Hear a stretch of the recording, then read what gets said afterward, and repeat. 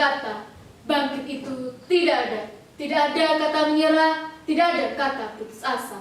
Gagal, coba lagi, kalah, bangkit kembali. Bangkit itu mencuri perhatian dunia dengan sebuah prestasi. Oleh karena itu, mulai saat ini kami akan mencuri perhatian panggung ini dengan sebuah prestasi. Assalamualaikum warahmatullahi wabarakatuh. Indonesia terancam krisis energi dengan tingginya harga komoditas dan terdepresiasinya nilai tukar rupiah. Ketergantungan Indonesia pada energi fosil dan tingginya kebutuhan dolar dalam pembangkitan listrik membuat pemerintah harus berpikir keras untuk menjaga keberlanjutan pasokan energi di dalam negeri. Pasalnya, skala keekonomisan energi terbarukan selama ini selalu kalah bersaing dengan energi fosil. Lalu, akankah Indonesia bertahan dengan bahan bakar fosil? Tidak. Diperlukan suatu solusi jitu untuk mengatasi permasalahan energi di Indonesia. Oleh karena itu, kami memiliki sebuah mitra solusi yang berjudul Inovasi Daya PV Modul Menggunakan Fresnel sebagai energi listrik alternatif. guna menghadapi krisis energi di masa depan. Indonesia memiliki potensi cahaya matahari 10 kali lebih besar dibandingkan dengan negara Jerman maupun dengan negara Eropa lainnya. Oleh karena itu, Indonesia memiliki potensi yang sangat besar di bidang pembangkit tenaga surya. Kami melakukan penelitian di daerah persawahan di Desa Biologi Kabupaten Jember yang terletak kurang lebih 10 km dari kampus kami. Alur penelitian kami yang pertama yaitu perumusan masalah, setelah itu studi literatur, kemudian perancangan bangun alat. Perancangan bangun alat kami melakukan uji pengambilan data dengan dua kondisi. Yang pertama kondisi cerah dan kondisi berawan pada pukul 7.30 sampai dengan 15.30. Dari kedua kondisi tersebut memiliki proses output di mana hasilnya apabila terjadi suatu kendala, contohnya seperti terjadi hujan, maka uji pengambilan data dilakukan pada keesokan harinya. Namun apabila tidak terjadi kendala, maka uji pengambilan data dapat dilakukan pada saat itu juga dan data dapat disimpan. Aliran proses penelitian kami yang pertama yaitu panel surya. Panel surya adalah alat untuk mengubah cahaya matahari menjadi energi listrik. Namun, panel surya akan mengalami penurunan kerja apabila menjadi panas atau semakin panas, sehingga perolehan energinya menjadi berkurang. Dan apabila panel surya disejajarkan dengan lensa Fresnel, maka intensitas cahaya yang diterima oleh panel surya menjadi lebih banyak. Namun, hal itu juga akan membuat panel surya menjadi cepat panas, sehingga membuat daya yang diterima oleh panel surya mengalami penurunan. Ketika pada permukaan panel surya dialiri oleh media air, maka cara kerja panel surya tidak akan mengalami penurunan meskipun kondisi cahaya sekitar sedang panas.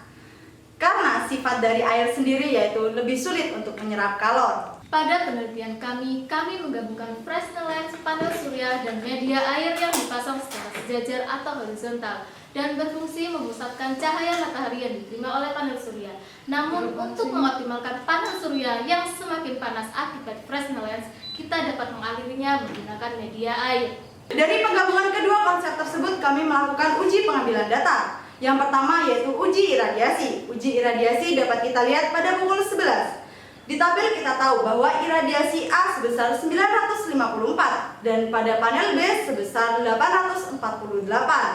Dari tabel tersebut menghasilkan sebuah grafik, di mana kita tahu bahwa grafik pada panel A sebesar 5,6% lebih besar dibandingkan pada panel B. Selanjutnya menghitung tegangan panel surya dapat dilihat pada penelitian kami. Kami menggunakan alat voltmeter, dapat dilihat pada tabel berikut. Pada pukul 12.30, panel A tegangannya sebesar 10,5 volt, sedangkan panel B sebesar 9,9 volt, sedangkan panel C sebesar 9,8 volt. Jadi dapat dilihat pada grafik bahwa panel A mengalami kenaikan sebesar 1,63% dibandingkan dengan panel-panel lainnya. Untuk yang selanjutnya yaitu kita dapat menghitung arus hubung singkat. Arus hubung singkat dapat kita hitung menggunakan amperemeter. Kita lihat pada tabel. Pada tabel A menghasilkan arus sebesar 0,37 ampere dan pada panel B sebesar 0,35 ampere dan panel C sebesar 0,28 ampere. Sekarang kita lihat pada grafik. Dihasilkan pada grafik yaitu panel A sebesar 1,42% lebih besar dari panel-panel lainnya. Yang keempat yaitu uji daya keluaran. Kita tahu uji daya keluaran menggunakan rumus tegangan dikali arus dikali fill factor. Kita tahu pada pukul 12 bahwa daya keluaran pada panel A sebesar 4,1, pada panel B sebesar 3,1, dan pada panel C sebesar 2,9. Dari tabel tersebut menghasilkan sebuah grafik di mana grafiknya kita tahu bahwa panel A memiliki daya keluaran lebih besar sebesar 2% dibandingkan dengan panel yang lain. Untuk yang selanjutnya yaitu kita menghitung efisiensi. Kita dapat menghitung efisiensi menggunakan rumus daya keluaran dibagi daya masukan dikali 100%. Kita lihat pada tabel. Pada panel A menghasilkan efisiensi sebesar 14,5%, pada panel B sebesar 10,1%, dan pada panel C sebesar 9,8%. Kita lihat pada grafik. Pada grafik, panel A menghasilkan 4,5% lebih besar dari panel B dan panel C.